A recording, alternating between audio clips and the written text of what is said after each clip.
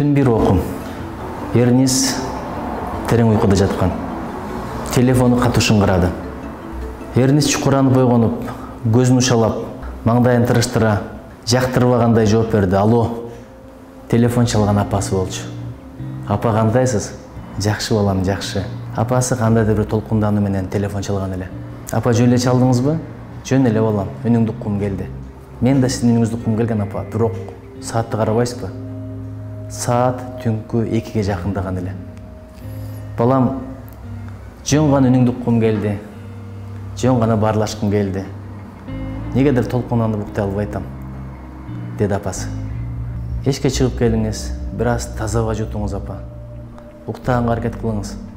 Мен кечке жумуш менен жүргөмүн. Ошого аябай чарчап калып турмун. Бирок апасы сөздү түгөткүсү келген жок. Кеп учууну улагысы келди. Эрнис ага макул болбоду. Апа саатты караңызчы. Эртең деле сүйлөшсөк болот да. Күндүзү, саар менен, түштө. Бирок эми саатты карабайсызбы? Балдар да азыр уктап аткан. Кичүүбүз ойгонуп кетсе, кайра укташы кыйын, деди апасына. Апасы күлүп жайнап, туура балам, туура. Жөн гана сүйлөшкүм келген эле. Мейли, буюрса эртең сүйлөшөлү, деп телефонду коюп койду. Ошол бойдон Эрнис кайрадан терең уйкуга кетти. Эрнис саар менен ойгонду. Бети башын жууду. Телефонду адатынча жандырды дагы. Бир сыйра WhatsApp'тагы жаңылыктарды окуп койду. Шаша-буша тамактанып, жумушуна чыгып кетти. Эртеден кечке тынбай иштеген ишкер эле. Качан болсо оюнда, канткенде байлыгымды көбөйтөм. Канткенде тапкан байлыгымды жоготпой сактайм деген кыжылатчылык болчу.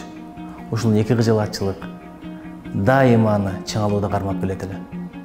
Ошол малда апасы дагы чалды. Чалган менен ойдогудай баарлаш болгон жок. Апа азыр жумуш менен жүрдүм эле. Жолугушууларым бар эле, бир аздан сүйлөшөлүчү деди. Шашып баратып. Чындап эле жумуштары көп эле. Апасы дагы телефонду койду.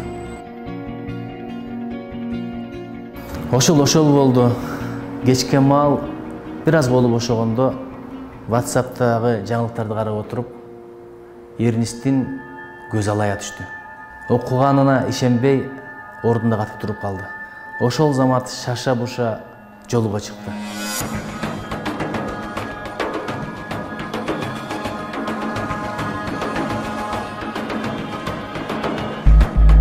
Түз эле айылга жөнөдү. Айылга жетип барып, чуркап, үйүнө кирди.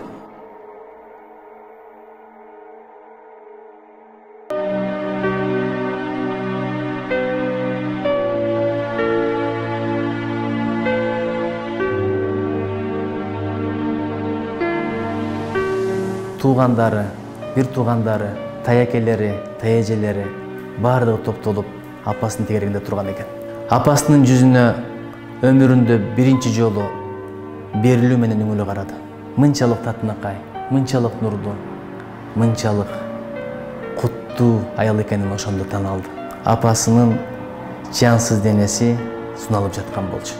Байкуш апасы-ай, көрсө кече Эрнис баласы менен акыркы жолу бир шер жазда сүйлөшкүсү келген экен. Баласы менен акыркы жолу коштошкон баарлашуусун өткөзгүсү келген экен. Бирок Эрнис аны билген да жок, түшүнгөн да жок. Ушунчалык арман кылды, өкүрүп бакырып ыйлады, дубалды муштагылады, бирок эми андан пайда жок. Өткөн өмүр өттү, кеткен апа кетти.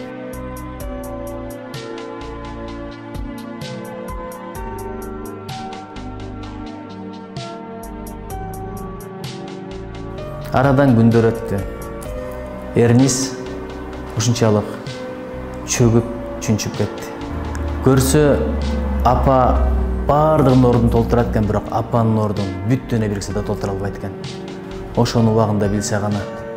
Апа байкуш Эрниста дегенде ичинде көтөрдү эле, боорунда көтөрдү эле, анан колунда, жонунда көтөрдү эле. Өмүр өткөнчө жүрөгүндө көтөрдү. Качан болсо ден соолугун, өмүрүнүн рызкысын тилеп дуа кылып турат эле. Күндү түнбөй чалып, Аллах балын сурап турат эле. Эмне болсо деле карандан кагылып, айланып соолуп турат эле. Эми анын бул мээримин бүт алам бириксе да бере албасы түшүнүктүү болчу.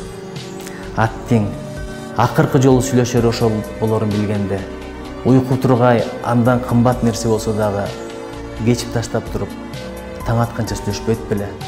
Апасынын үнүнөн мокумаган канча болуп калбайт беле? Апаке деп эркелеп калбайт беле? Азыр эч кимди апаке деп айта албайт.